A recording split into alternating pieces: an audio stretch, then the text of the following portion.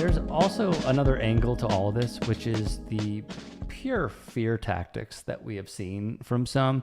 You wrote of David Ditch, who's a research associate at the Heritage Foundation. He said users of highways and airports directly cover most of the cost of highway and airport infrastructure. In contrast, transit users cover less than a third of the cost of transit systems, which receive a variety of subsidies. As such, the mass transit account represents a long-standing wealth transfer from people who drive to people who don't. He believes, this is a big one that we talked about previously. He believes subsidized transit is socialism. And off of the Heritage Foundation's own website, Project 2025 will stop socialism in its tracks. So we certainly do have a theme here. But it's also being met. And you spoke with Beth Osborne, who is the director of the nonprofit Transportation for America, former assistant secretary for transportation policy at the U.S. Department of Transportation. Starting with the Heritage Foundation, how has their messaging won over the public, if it has? Yeah, I mean, that's what we talked about earlier is there is this message that highways are free or enable free markets and transit is subsidized socialism. But like when you follow the money, when you actually look at our highway trust fund and the dollars that flow into that, you realize that's not true. What he said, David Ditch said, is actually false. You can look it up. Since 2008, the Highway Trust Fund became insolvent, and general revenue, which means the tax you and I pay on our income and various other things, goes to support the Highway Trust Fund. And so people who don't drive at all are actually also paying for our roads. So like I don't know how it has won out. I don't know how it's persisted so strongly, but there is like when you get on a bus, right, you pay a fare. Right. When you get on the road, you don't pay for it, right? And so it feels free. But it's not, our tax dollars pay for those roads to an exorbitant amount. From what you've seen with Beth Osborne and others, what has been the best methodology for activists to fight what they feel are inhumane policies that are stunting the growth of community? I think it really depends on like what level of government you're fighting. I mean, I think Beth Osborne has been incredibly effective. Like I've learned so much from her, talking to her at the federal government, getting, people who are working on transportation at Congress to understand that the money that they're spending is not actually providing them the outcomes that they want.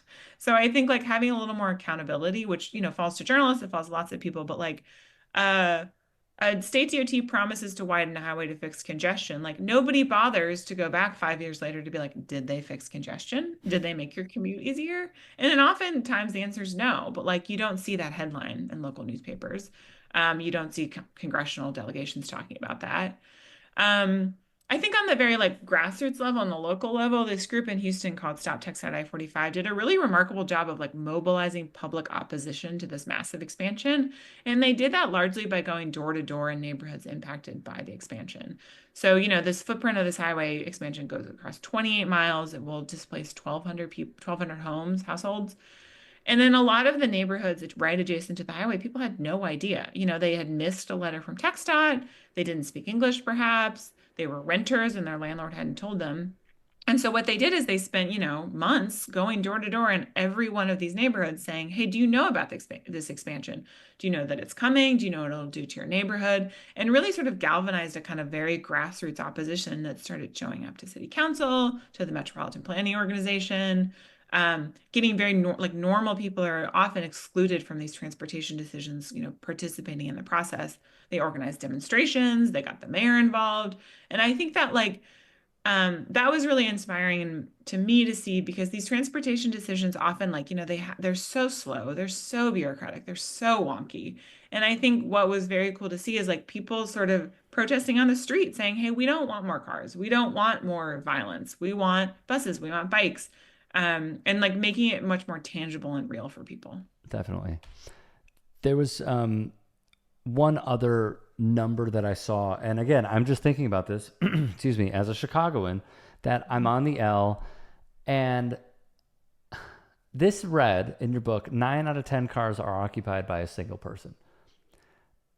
Jarring, like totally jarring. And I'm just thinking about, as I'm on the train, how is this sustainable? So I'm in a train car, right?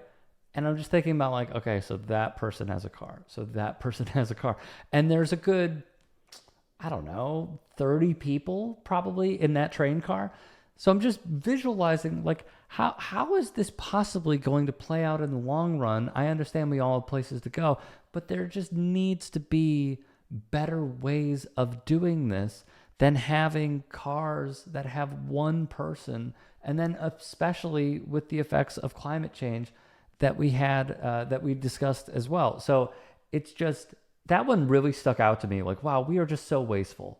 We're designed to be wasteful. We're designed to clog up space, get from point A to point B, sit in traffic for hours, and then just go back home and do the same thing. There was another question in council that you mentioned. In terms of the pushback against removing I-345, talking about making it easier for people to go through the community, why is the conversation not around creating places to bring people to our community instead? That one really stuck out to me because they're intertwined. It's a long highway with so many people, and yet we're not thinking about how we could be more inclusive.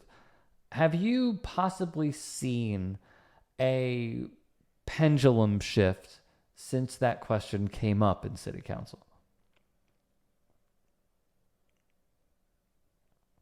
No, is the honest answer. I think, leaders are really trying to have that discussion around building like vibrant places, walkable places. A lot of that stuff is kind of buzzy now, particularly in the kind of housing movement. So I think it's being talked about, like the idea of we want to build like places, like not just like a downtown, but like neighborhoods that have a mix of businesses that people can walk to a supermarket or to a school that they take their kids to, that they do not have to drive everywhere they need to go.